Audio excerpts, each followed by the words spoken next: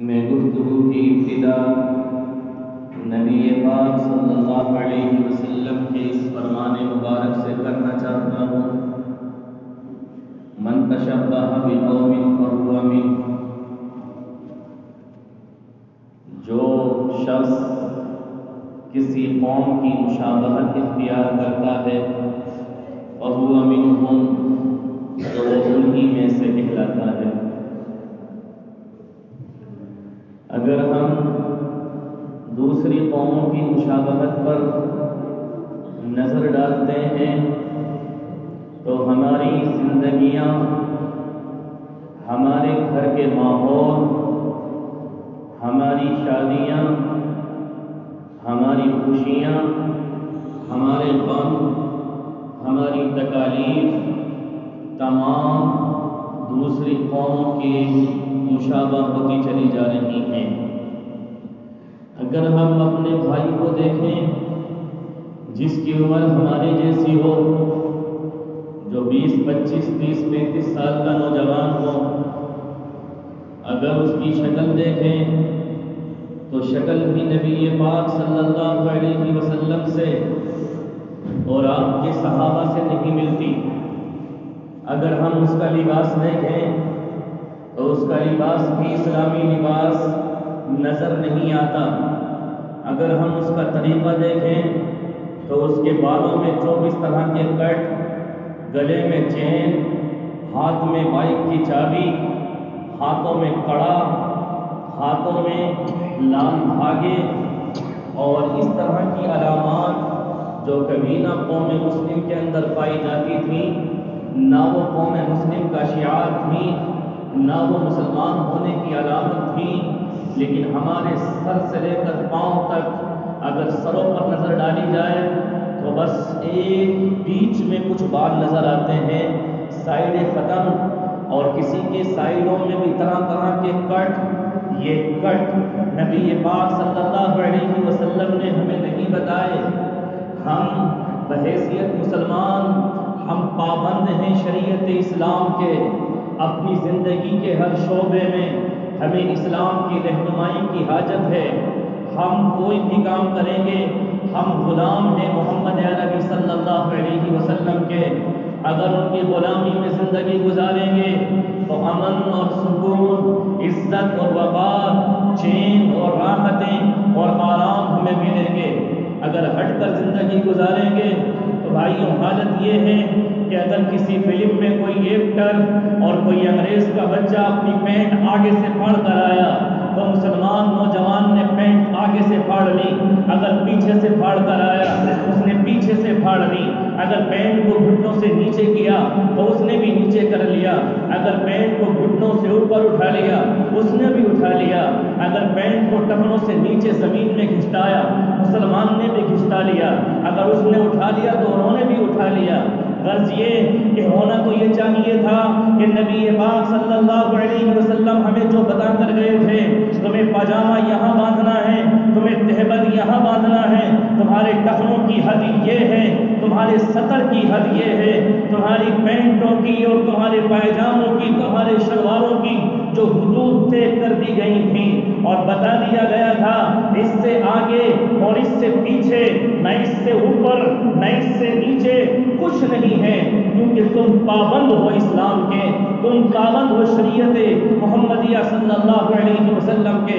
اگر ہم اس کی پابندی کو ہٹا لیں تو بتائیے، میں اپنے بھائی سے لے کر اپنے تمام رشتہ داروں، اعزاء اور اقربا اور تمام دوستوں اور احبابوں کو اگر میں دیکھوں تو نہ ان کے لباس اسلامی لباس ہیں، نہ ان کے چہرے اسلامی چہرے ہیں، نہ ان کے بالوں کے کٹ اسلامی کٹ ہیں، نہ ان کی پینٹیں اسلامی پینٹیں ہیں۔ کوئی ایک طریقہ کو بتائے کہ جسے دیکھ کر یہ محسوس ہو یہ مسلمان ہے، اسے سلام کرنا ہے یا نہیں کرنا ہے، دیکھ کر یہ پتہ تو چلے محمد عربی کا غلام ہے، اسے سلام کرنا ہے یا نہیں کرنا ہے۔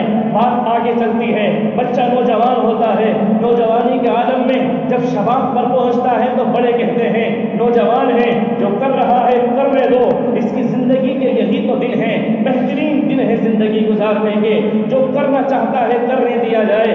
پھر حالت یہ ہوتی ہے کہ ہمارے بیاہ شادی ہوتی ہے اور پھر اس نوجوان نسل کی بات نہیں رکھی جاتی ہے، ہمارا بیٹا ناراض ہو جائے گا، ہمارے بچے ناراض ہو جائیں گے، ہمارے رشتے دار ناراض ہو جائیں گے اگر بہت بڑا ڈی جے ہمارے گھر نہیں آیا اور بہت سارے لوگوں نے اگر ڈانس نہیں کیا، انہوں نے بھی ڈانس کیا، جن کی قبر تیار ہیں، ان کے پاؤں قبروں میں لٹکے ہوئے ہیں، اس بوڑھی عورت نے بھی ڈانس کیا کہ جس کے اپنے تمام سفید بال، چڑتی ہوئی کھال، ہاتھوں اور پاؤں کے تمام حالات یہ بتا رہے ہیں موت کا فرشتہ قریب آنے والا ہے، وہ بھی اپنے بچوں کی خوشیوں میں ڈانس کرتی ہیں۔ اور مسلمان جو کم عمر ہو، زیادہ عمر ہو، وہ نوجوانوں کے نشے میں، ان کی مدہوشی میں مست ہو کر اور پورے گاجے اور باجے اور تمام ڈھولکیں، جیسے اس کے بغیر کوئی اسلامی شادی نہیں ہو سکتی،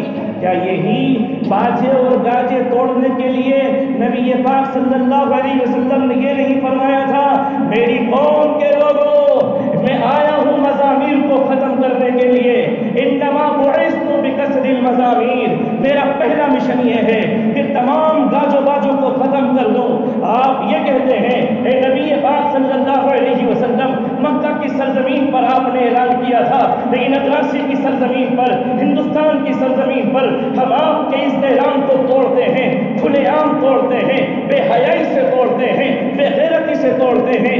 آپ نے کہا تھا اپنی جگہ ٹھیک ہے، لیکن ہم تو کر کے دکھائیں گے، کیونکہ ہمیں تو آپ کے مخالف کرنا ہے، ہمیں تو آپ کی بات نہیں ماننی ہے، ہمیں تو آپ کا نام بدنام کرنا ہے، ہمیں تو آپ کی شریعت کو بدنام کرنا ہے، ہمیں تو آپ کے خدا کو بدنام کرنا ہے، ہمیں تو آپ کے اسلام کو بدنام کرنا ہے۔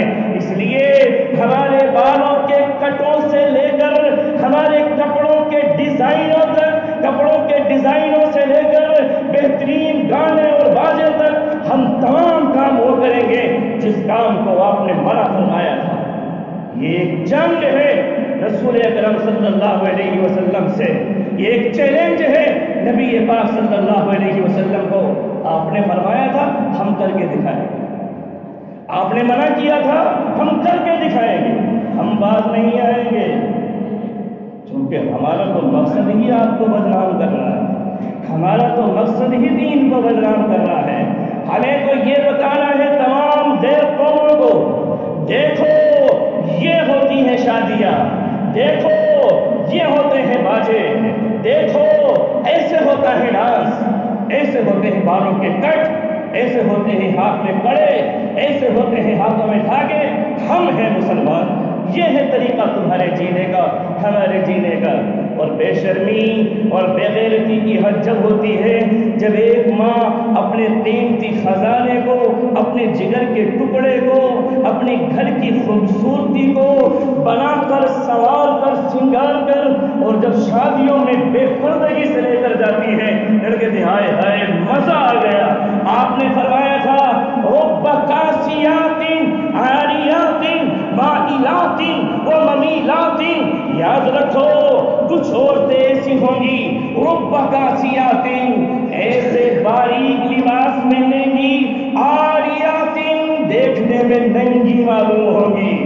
جملے نبی پاک صلی اللہ علیہ وسلم کے ہیں، اگر میری زبان سے یہ میرا جملہ ہو، زبان کاٹ دی جائے، دنیا کو بتا دیا جائے، تمام مسلمانوں کو پیغام دے دیا جائے، یہ مولوی کھڑے ہو کر اپنی طرف سے باتیں کرتا ہے، میرے ٹکڑے ٹکڑے کر کے اطراسی کے چوراہوں پر بکھیر دیے جائے، ہاں یہ غلط کہہ رہا ہے، تاکہ معلوم پڑے کہ لوگوں کو ورغلانے کی اور لوگوں کو غلط تعلیم دینے کی سزا کیا ہے۔ اپنے خون کو آپ پر حلال کرتے ہوئے کہتا ہوں رب قاسیات، آپ نے فرمایا تھا ایسی عورتیں جو باریک لباس پہنیں گی، عاریات ننگی ہوں گی، لباس پہننے کے باوجود بھی ہاتھ پورے دکھ رہے ہوں گے، چہرے کی بناوٹ اور تمام خد و خال اور تمام جسم نمایاں نظر آ رہا ہوگا، یا پھر موٹا لباس ہوگا لیکن اتنا چست ہوگا کہ بناوٹ دکھائی دے رہی ہوگی۔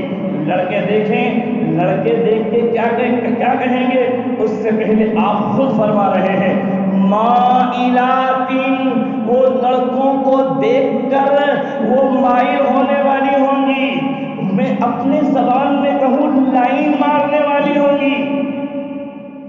برا تو نہیں لگ رہا ہے؟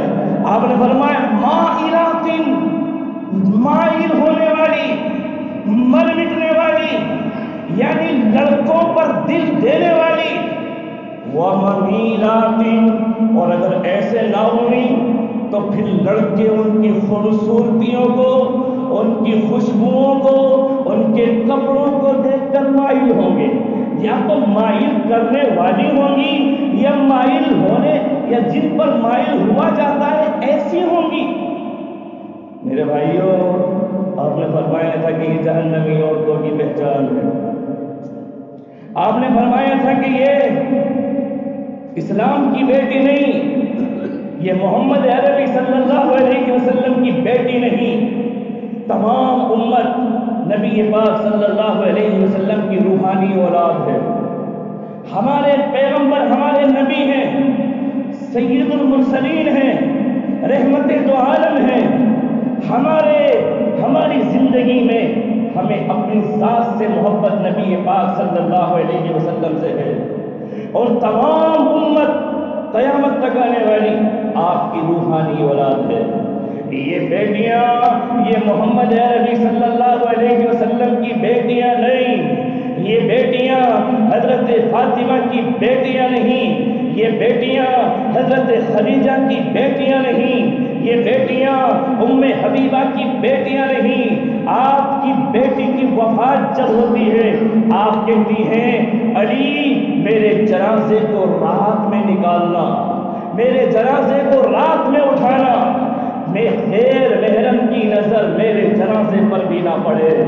یہ تھی محمد عربی صلی اللہ علیہ وسلم کی بیٹی کی تعلیمات، جو نمونہ تھی ہم سب کے لیے، ہم سب کے لیے ماڈل تھی. آج ہیروئنوں اور ایکٹروں کی زندگیوں پر مر مٹنے والوں، آؤ غور کرو کہ نبی پاک صلی اللہ علیہ وسلم کی بیٹیوں کا کیا فیشن تھا، آپ کی بیٹیوں کے کیسے کپڑے تھے، آپ کی زندگی میں تمام صحابہ کی بیٹیوں کے کیا حالات تھے. کیا ان کی بیٹیاں بھی بے پردہ ہو کر اسی طرح سے گزرتی تھیں؟ اور اگلی بات کیا ہوتی ہے، چلو لڑکیاں بن سور کر گئی، لڑکے بھی بن سور کر گئے، آگے پہنچے، کھانا اسٹینڈنگ ہے، دونوں کھا رہے ہیں.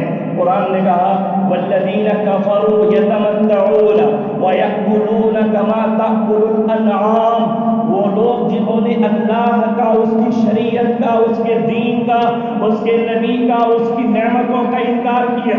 یتمتعون، وہ فائدہ اٹھاتے ہیں، ویأکلون، اور کھاتے ہیں، کما تأکل الانعام، جیسے کہ جانور کھاتے ہیں.